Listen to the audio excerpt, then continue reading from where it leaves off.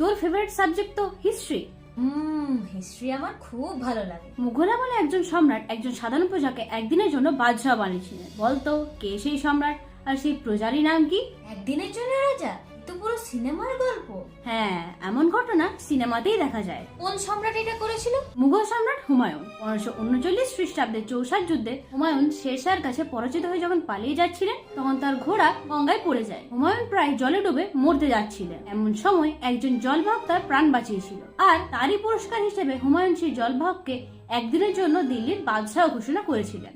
সেই জলবাহকের নাম কি ছিল? জলবাহকের নাম ছিল নিজাম ভিস্তি। আচ্ছা, একদিনের জন্য সিংহাসনে বসে তিনি কি কাজ করেছিলেন?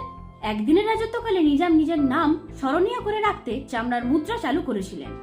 বা মিস, ইতিহাসের অনেক গল্প শুনেছি, কিন্তু এটা তো জানতাম না। এইরকম আরো ইন্টারেস্টিং ফ্যাক্টস জানার জন্য ফ্যাক্টস উইথ ঈশিতা চ্যানেলটি সাবস্ক্রাইব করে দাও।